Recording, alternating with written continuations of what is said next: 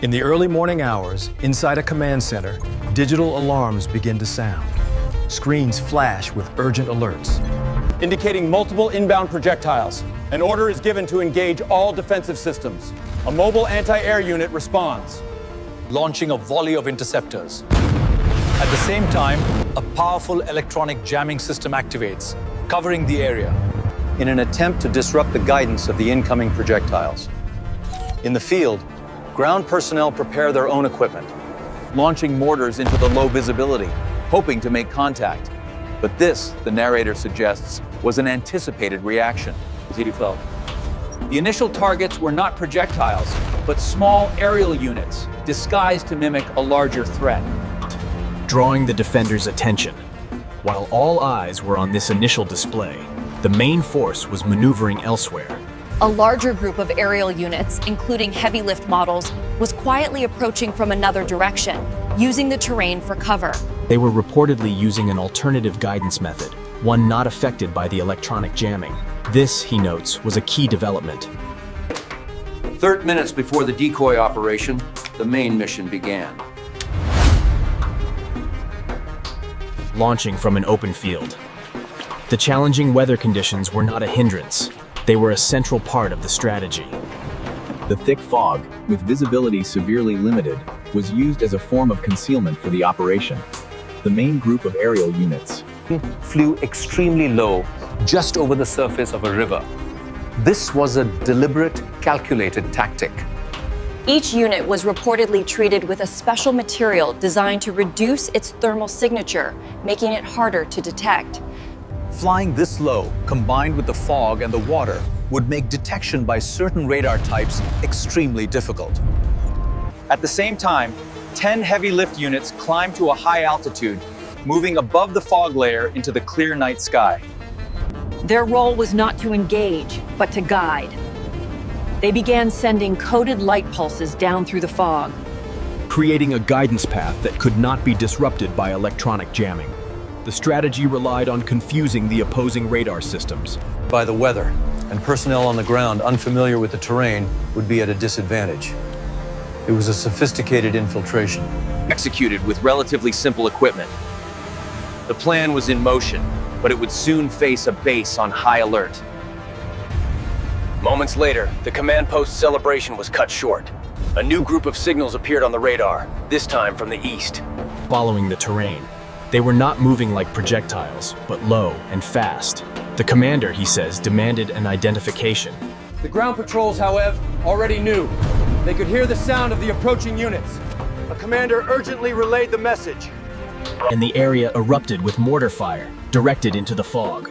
The explosions, he notes, successfully struck 5 of the aerial units. By shrapnel, the attacking side had taken losses. The command post screen updated with a new warning, unidentified swarm infiltration. Now, the electronic jammer became a liability. It had worked on the decoy units, but it was also interfering with their own systems. To the new threat. The ground units were struggling to locate the targets. Even with thermal imagers, the unit's cloaking material, Combined with the cold fog, created misleading signals. They were firing at false targets, expending resources. The operation was now exposed, had taken losses, and was still short of its final target. At this point, the mission was in jeopardy. The electronic jammer was at full power, creating a no-fly zone for guided systems. A normal unit would have failed. But these units, he explains, were no longer using that guidance method. The alternate strategy was now in effect. High above, the heavy lift units acted as beacons, sending their coded light pulses down through the fog.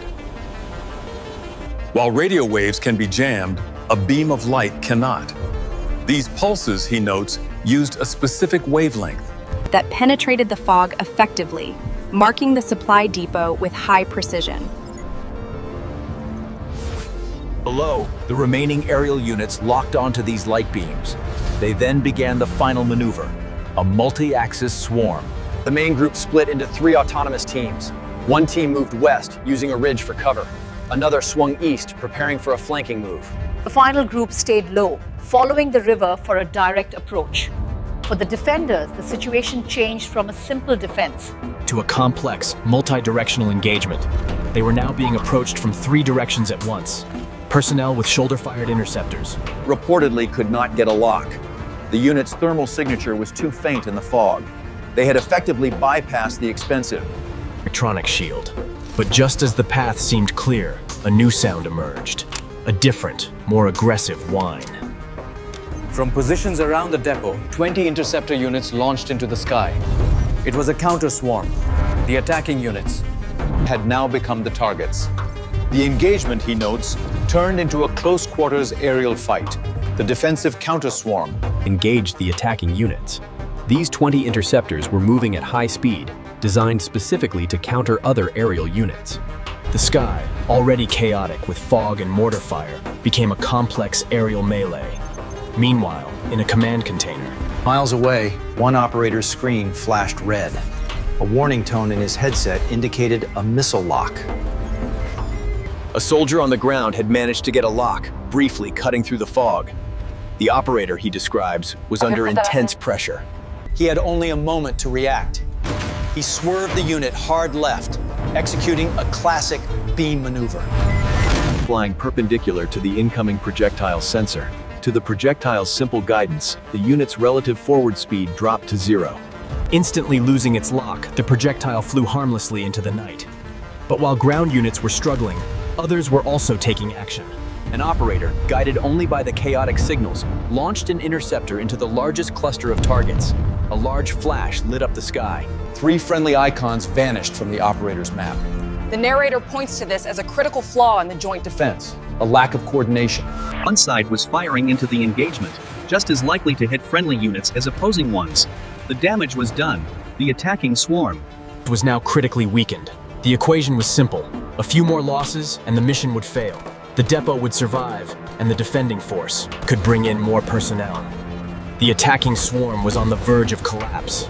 The mission was moments from failure. Then, the attackers played their final card. High above the fight, the 10 heavy lift units weren't just guiding, they were waiting, on command. Their payload bays opened, releasing a new swarm from above. It was a cloud of 30 smaller aerial units, each armed with a small payload, raining down into the battle, the sky filled with new targets. This, he says, was the full operation. The interceptor units, built to chase a few large targets, now faced an impossible number of new, smaller, faster units. all heading for the depot, guided by the unjammable light pulses. The defenders' targeting systems were overloaded. It was an overwhelming situation. The surviving larger units, which the defenders thought were the main threat, were actually a diversion. As the interceptors focused on the new cloud of small units, the remaining larger units. They moved in from the angles covered by the hills, heading towards the now defenseless supply depot. Every layer of the multi-million-dollar defense had been bypassed. Every counter-move had been anticipated and used against the defenders. The chaos, the fog, and the light-based guidance had combined. The path to the depot was now wide open. the order was given. Engage. 20 aerial units, riding the light beams through the chaos. Converged on the depot. They passed through the building's roof. A short fuse delay on their payloads was just long enough. The detonations did not happen on the roof. Inside the main storage bay, among pallets loaded with mortar shells. A shockwave then ripped through. The area, a powerful blast.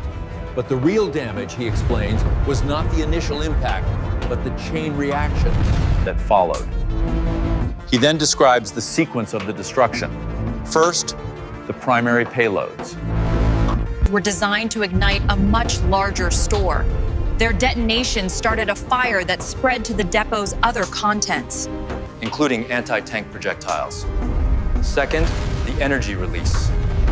When those propellant stacks ignited, they created a massive, sustained blast. Trapped inside the depot, the pressure wave had nowhere to go. It reflected off the walls, amplifying its own destructive power. It turned the reinforced structure into a pressure vessel.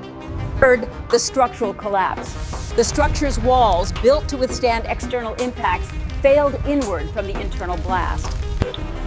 The roof collapsed, trapping personnel and a large portion of the reconnaissance aerial units for the sector under tons of rubble. Finally, the secondary effects. The shockwave cut the power, severing the command post's link to the electronic jamming unit. The expensive electronic warfare system went dead. The aerial unit network also went dark, its command hub disabled. Looking at the wider area, From the wreckage, the scene, he describes, was one of total devastation. The blast carved a 50-foot deep crater. That, he claims, resulted in heavy casualties, including senior commanders. Emergency vehicles were stuck in the mud, their sirens sounding in the fog as panicked survivors, he says, fired randomly. High above, satellite imagery confirmed a direct hit on the depot's location, with no sign of remaining electronic activity from the site. the Joint Force tried to secure the area, but the narrator suggests this was a catastrophic failure for the defenders.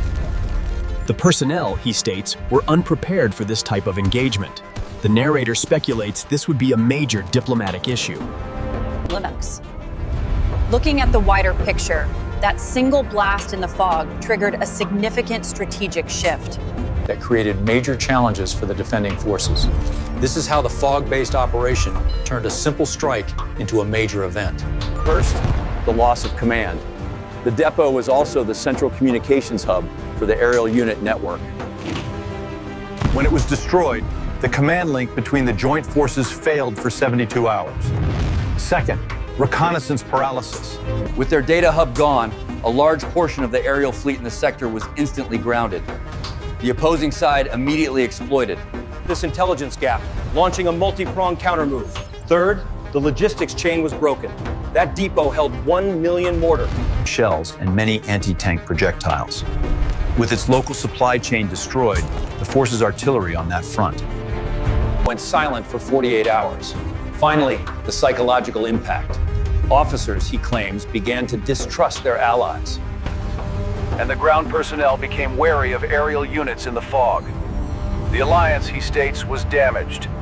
As a personnel back from the front line to stabilize the area. With this fog-based operation, the attacking side used fog, light guides, and 60 small units to neutralize a high-value depot. This wasn't just an explosion. It was a statement on modern tactics, a sharp mind. And leveraging the natural environment can overcome a larger budget.